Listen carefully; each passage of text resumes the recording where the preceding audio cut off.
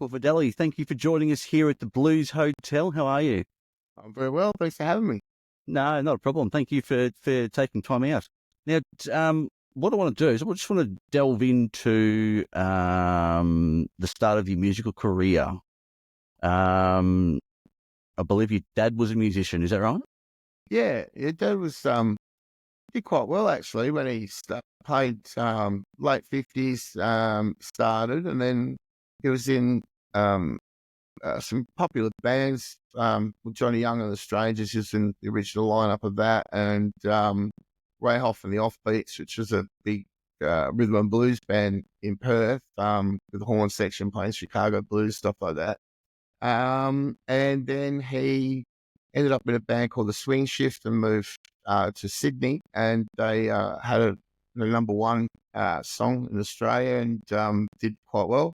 And then I was born, so that kind of ended his career. But he remained playing. He still plays to this day. But he had to get a bit more regular income, so he did more. He's a piano player and singer. As he was doing like the Millstrauss Bar at the Hilton and the Gateway Inn at the Ansett Lodge and places like that, for regular income as well as playing bands as well. Yeah. Oh, okay. So the genre of music is a little different. Yeah,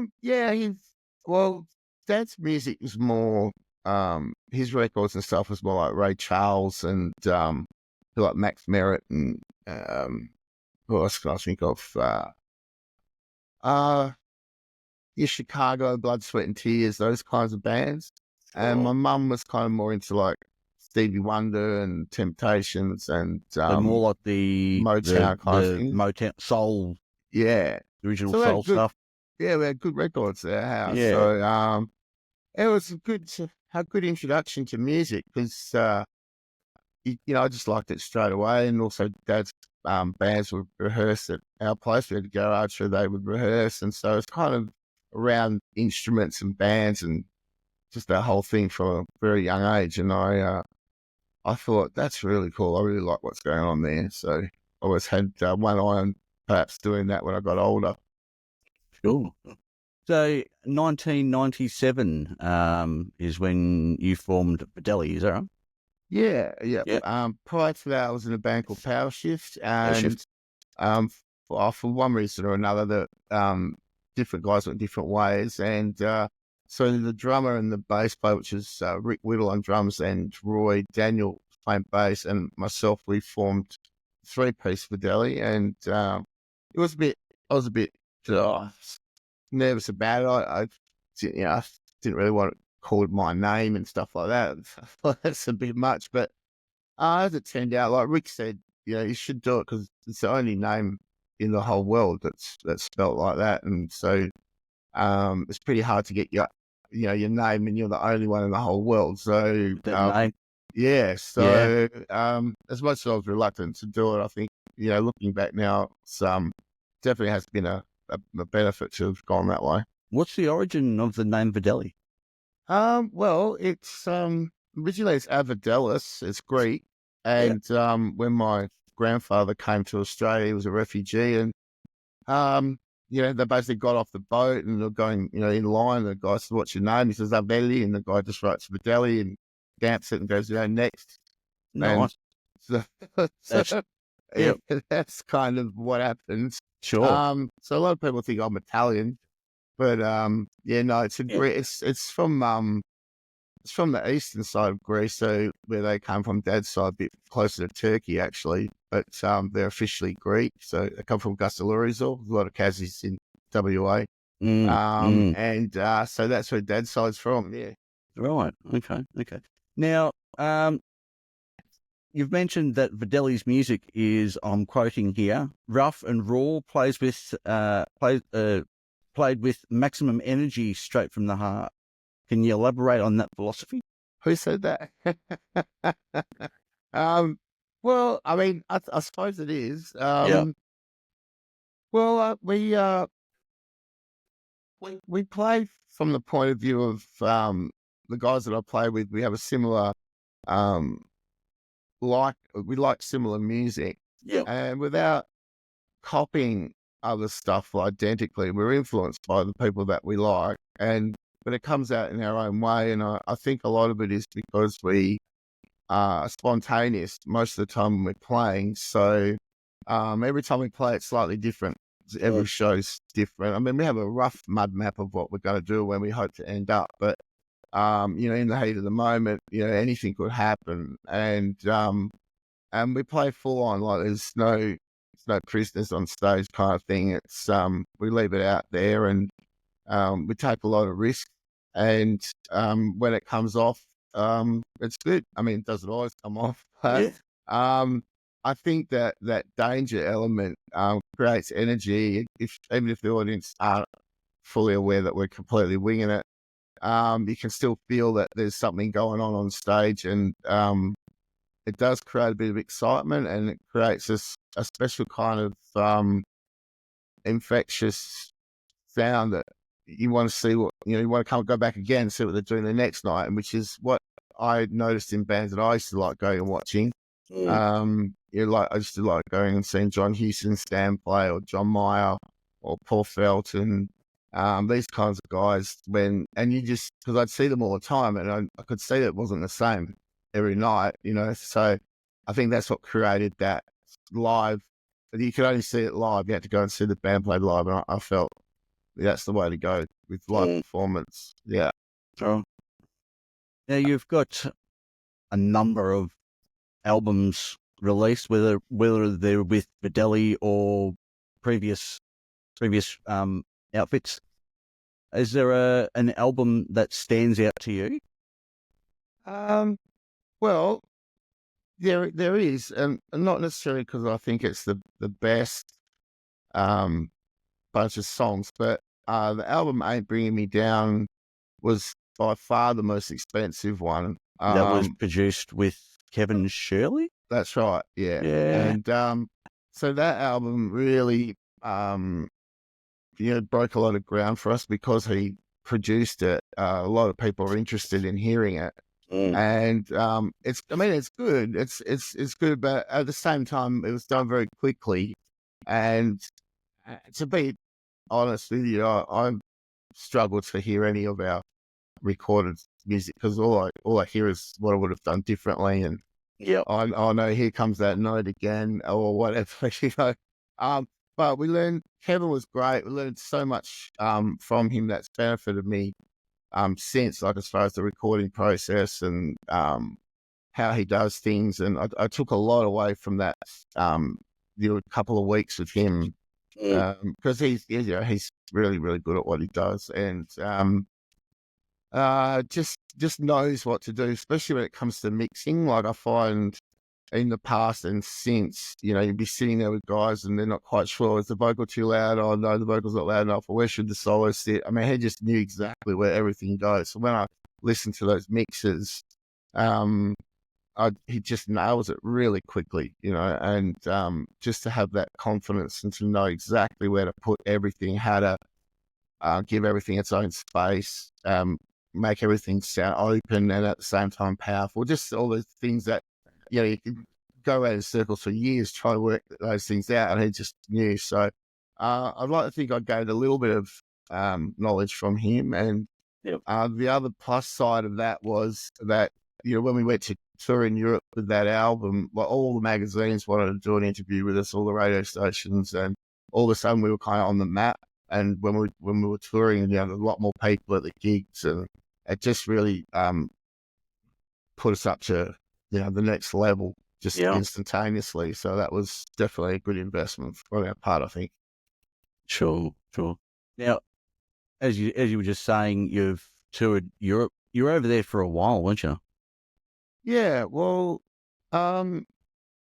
we toured. We were touring there twice a year, so we basically go there in their spring and their autumn. So it'd be like April, May, and September, October kind of thing, twice a year. And we covered a lot of ground, a lot of, mainly in the beginning, Germany, but in the end, we played pretty much from the Netherlands through Germany, Austria, Belgium, And then we also did Scandinavia a lot, and then right across Poland, Czech Republic, Slovakia, and Luxembourg, and so we've got a really good circuit going. But it's really quite expensive to go over twice a year. So we started leaving gear over there, buying more equipment. So when we went there, we didn't have to cart all that gear there. So we had a drum kit and amps and all that stuff there.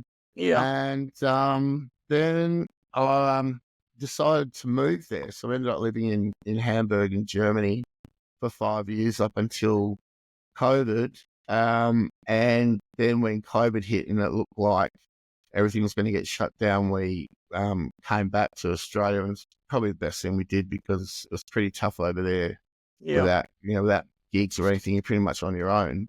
And then we went back in 2022 and haven't been back since because it's just that expensive over there to tour without any support. Like, I know some bands are touring over there, but they're getting pretty large grants to pad out the, bankrolling it, because you need quite a bit of money up front to pay for everything. You need the airfares, you need to book the van, you need to do all the publicity, you need to get the posters, you need to do the merch and all that. So it adds up to quite a lot of money. And it's a big punt right now. So hopefully things will get better in Germany, especially because since they blew up that Nord Stream pipeline, all the factories are kind of going broke. So which is mostly the people that come and see us play, working class people. So Exactly. I hope things get better for them real soon. Yeah. So what would you say the atmosphere was like compared to like when you guys gig over in Europe? What's the atmosphere like compared to here? Well, when I first got over there, I freaked me out because people were actually like really listening. Yeah. So instead of playing, and no one's talking and stuff. Like even if you're in a pub, like if the band's playing, everyone's listening to the band and like they're watching your fingers and all that kind of stuff. And I was just going, "What's going on?" Because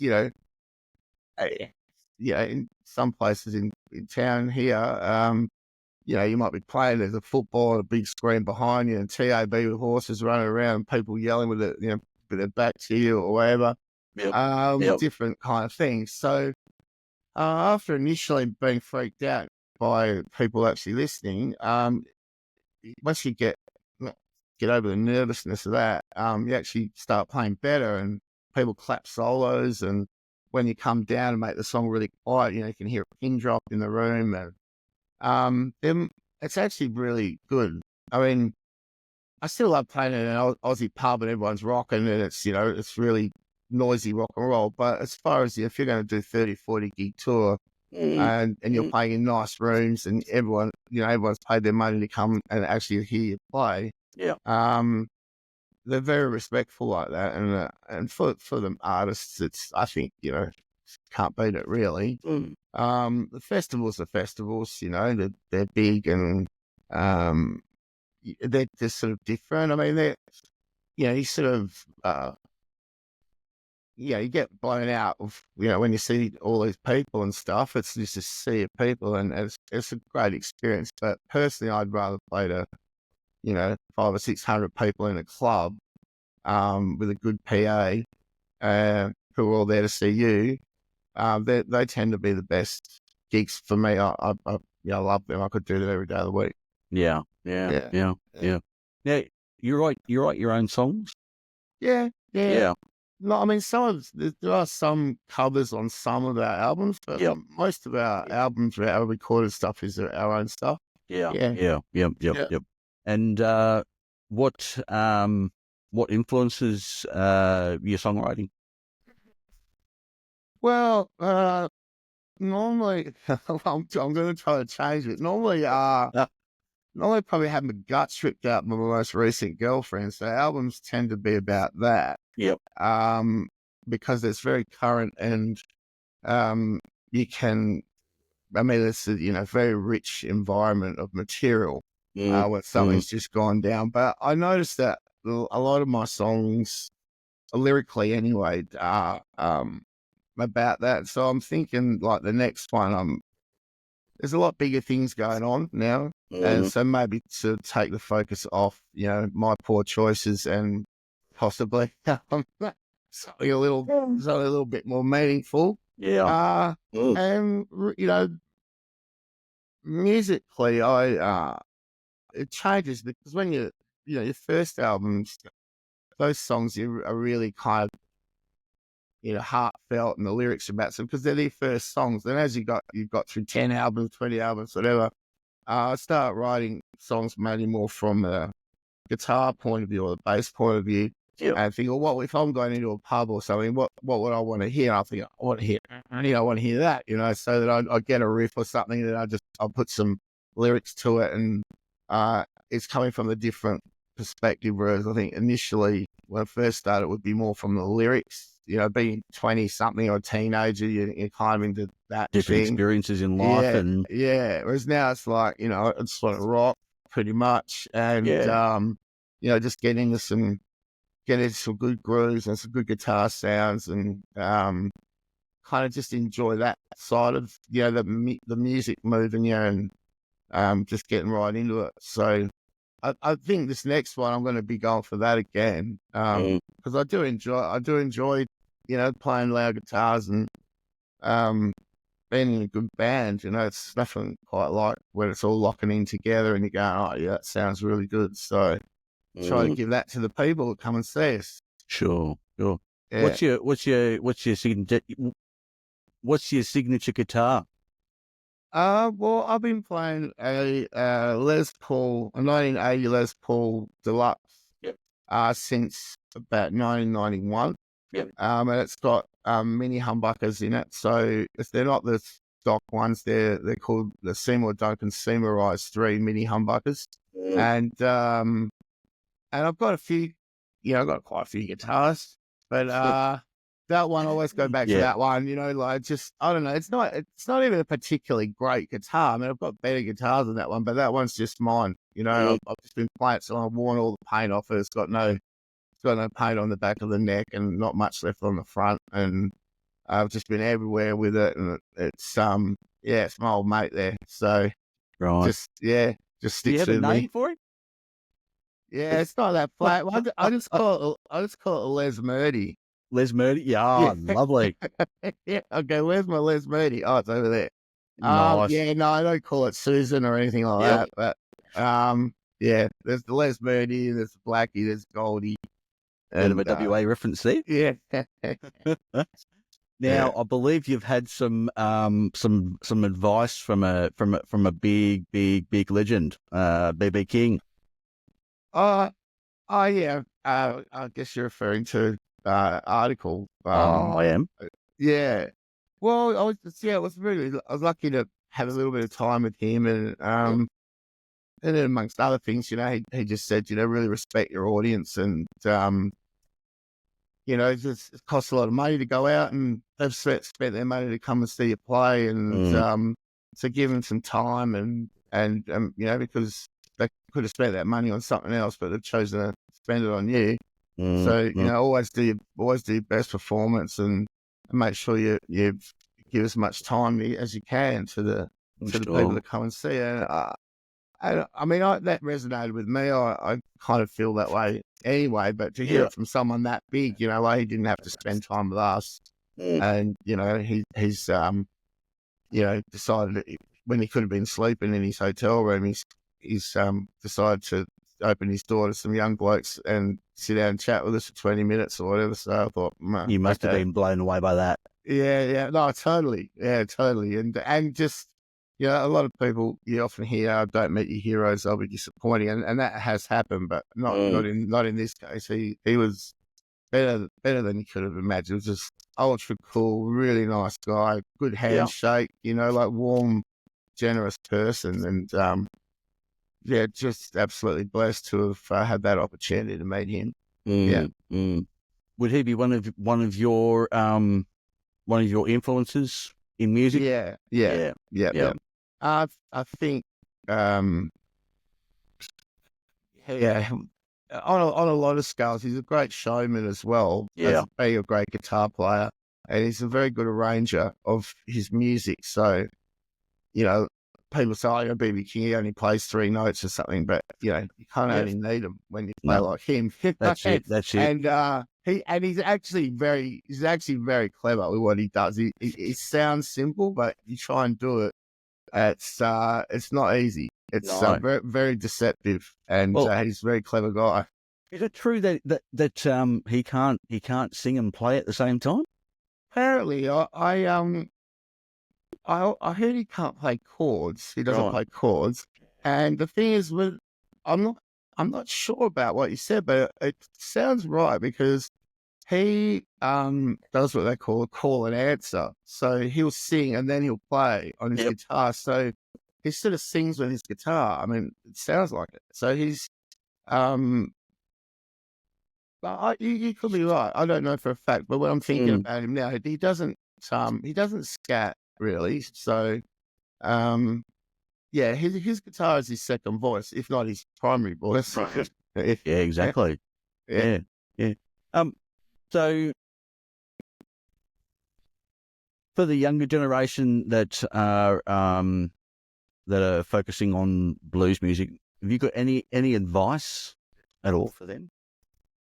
What, in as far as actual playing, or as in who to listen to, or who to listen to, how to play, right, experiences? Yeah. Well, I think it's hard to start off listening to the really old stuff if you don't have a point of reference. So I would say start with stuff that's kind of modern that you can kind of relate to, and then work back from there. Like for example, maybe start listening to Stevie Ray Vaughan, and then find out, well, who's his influences. And if Albert King is a huge influence on Stevie Ray Vaughan, or who's Albert King? Go and check out Albert King, or who did he play with? Who was his contemporaries? Or who are the other Kings? Or it's Freddie King, it's BB King, it's Albert King, and Albert and Freddie, they're kind of the Texas guys, then you stumble into Johnny Winter, and you sort of read who the musicians are on the albums, and go, oh gee, I saw that bass player played on that other album over there. Oh, who else did he play with? And then do research and kind of get into the whole family tree of it all. Yeah. And if you're playing, I think to start off, you try to mimic what the guys do. I mean, it's a little bit like when we're kids, playing footy or cricket or whatever, and you go and you run in and bowl. I'm Dennis Lilly, and try and bowl like Dennis Lilly, or I'm going to bowl like Tomo, I'm going to bowl like Tomo, or and because by mimicking other people, you learn how the actual mechanics of the instrument works, and then after a while you get your own style. But it's very hard to start off. So it's kind of a bit weird to hear people say, "Oh, we're an original band," and you're 15 years of age. I mean, it's a bit hard to be original, because normally the first things you will play are the first things that everybody plays, because they're the first things that you stumble on. So they're not necessarily that original. To be original, you kind of have to understand what's been before by learning it, or at least having an idea what it is, and then not doing that. Yeah. I mean, the blues is so wide and deep, and covers so much ground. When you consider, you can go from that kind of bluesy Chevis and Papa John Creech and all that Creole stuff, and then you've got the Chicago blues, the electric blues. You've got your Delta blues. You got your swing big band stuff. You got your crooner blues. You got like R.L. Burnside. Who knows what he's doing now? I still can't work out how he's getting these grooves together. And your John Lee Hooker stuff, and then it gets a bit heavier. You then you get once it went to the English guys, and then then it came back to America, and then it's going to become rock, but it was still kind of bluesy, and then you've got that gospel element that comes in. It's just so broad. You've got piano blues, you've got guitar blues, you've got harp blues, you've got I think it's just something that if you love it, you'll just gravitate to it anyway. Yeah. There's the thing. Some people don't get it. That's fine. They just go, and other people it takes over your whole life. You can't stop listening. No, because there's something in there. There's something in there, an intangible magic in those recordings, you know, and they take you there. So, but yeah, my advice has been is if you've been bitten by the bug, try and listen to whole albums if you can. Because this kind of single song here, single song there from scattered, it doesn't put the song in its time.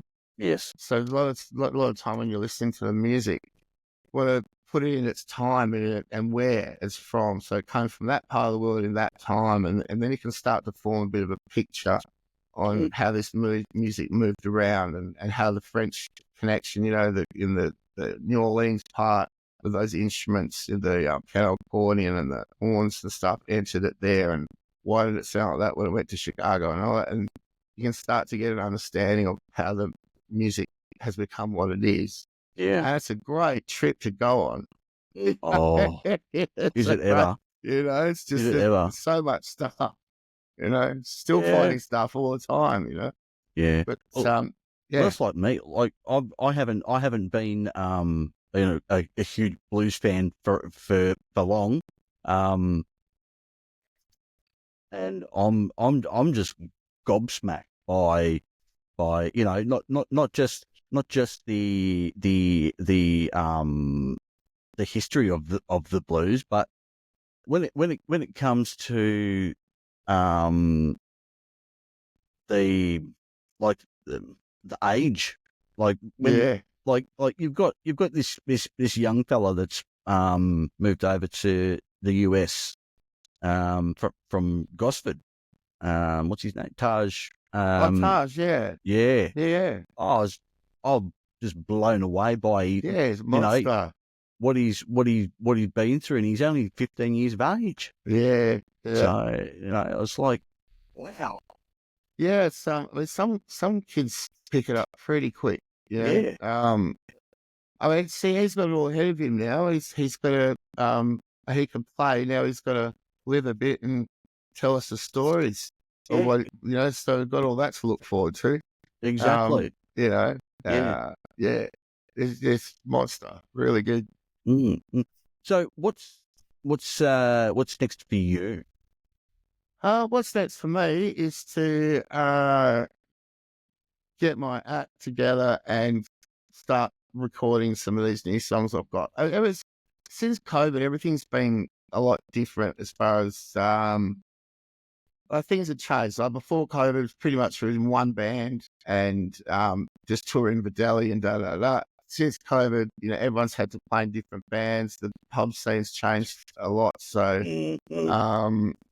it's been a bit difficult actually just to readjust. But things have kind of settled down now. I'm actually playing quite a lot of different acts, but Vdelli's my main act, and that's what I've got to get together with this recording business. We're playing at the Gympie Muster later in the year, which is a big gig for us. We're going to have a crack at creating some awareness on the East Coast because no one knows us at all over there.